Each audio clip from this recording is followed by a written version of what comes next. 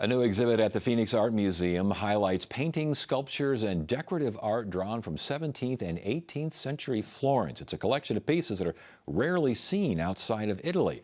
The exhibit also considers a legacy of the House of Medici. Rachel Zebro is the Phoenix Art Museum's Associate Curator of Collections, and she joins us now. Welcome to Arizona Horizon. Thank you for having me. Well, this is Florentine Baroque art, correct? Yes. From which 17th, 18th centuries? Yes, mostly 17th, some into the 18th century. And the House of Medici is a big focus. What was the House of Medici? So the Medici family was a big family in Italy, primarily in Florence and Rome, that ran the banking and a lot more during that time period. And the art during that time period, was it specific to it? Was it distinct, I should say? They would have commissioned a lot of the artists to do a lot of this work. Yeah. The exhibit has gilded paintings and sculptures. Correct. Gilded paintings? Mostly paintings, 2 sculptures. Yeah. 30 paintings. How did you find all these things? One man, Sir Mark Ferris-Haukel, he's a private collector and philanthropist. He's based in Houston, and this is his collection that he has lent to the museum. Can I ask just, how does that work? Let's say Ted Simons has a whole collection of something art, and the Phoenix Art Museum. Do you come to me and say, I'm interested? Do I go to you and say, hey, you want to show some of my stuff off? How does that work? There's really no formula. It's all networking and meeting people, and actually Sir Mark had a connection in Tucson that brought him to Arizona, and he made us visit to Phoenix, and that's when we first met him, and he introduced us to his collection, and we were very enthusiastic and excited about it, and then before you know it, it's on view for a year at the Phoenix Art Museum. And it's also a collection that has traveled extensively.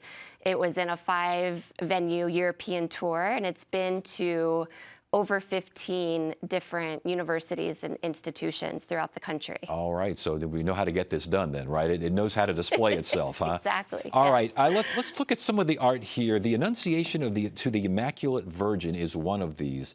That's beautiful. Yes, this is the Annunciation of the Virgin. This is by an artist, Alessandro Gherardini, and he's a 17th century artist in Florence, but he also traveled a lot across Europe.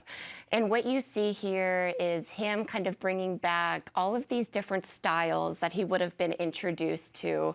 This is actually probably one of the more expressive paintings that you see in the exhibition.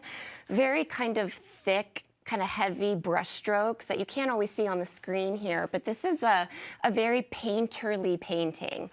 And, you know, the folds of the Virgin's garments and the sunlight with God the Father there kind of peeking in on the left, and the Holy Spirit, the bird, kind of, or the dove coming down and kind of shining that light.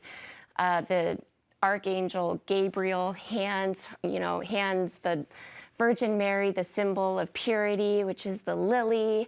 And so, you know, but this is such a good painting to start with because it's so pure Baroque. The drama, the theatricality, yes. The color. And religious. Yes. So a lot of the work is kind of drawn from religious and classical narratives, but also allegories and mythology. All right. The next one. The next one we're going to look at is Saint Sebastian. It's another oil painting. Saint Sebastian, right? Yes. What do we got here? This is Saint Sebastian. This is by an artist, Onorio Marinari. He's also a 17th century artist in Florence. Safe to say, all of them are.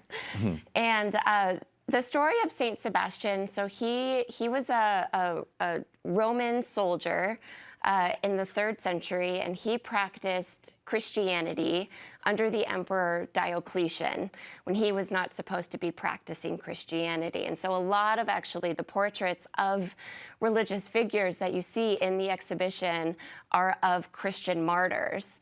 And because of this, he was sentenced to be tied to a tree and shot with arrows. And how we know that it's him is one of the 2 things that he's holding in his hand. One of them is a palm frond, which is a symbol of his martyrdom, and the other one is an arrow. And this is really interesting because it's not typical of the scene that you see Saint Sebastian in. And that's very iconic of Florentine imagery. is that they capture kind of a more emotional part of the story. And so here we kind of see Saint Sebastian kind of touching his skin as a nod to his sacrifice and looking up toward Wow. the heavens. Wow, very well explained. We're kind of running out of time here, but I want to get a sculpture in here. Yeah. All right, I want to get this one in here because look at, Giovanni, holy yes. smokes, what are we looking at? Yes, so this is Mercury. So this is the Roman messenger of the gods. And again, this is very kind of typical Baroque style. You know, this is Mercury kind of in flight, right? So he's, stands for communication, commerce, trade.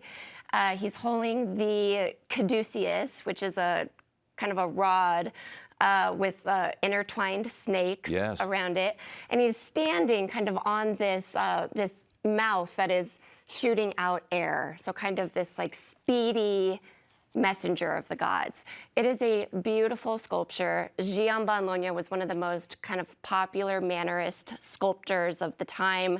This would have been a very familiar image to a lot of Florentine audiences. Okay, the exhibit runs for a year.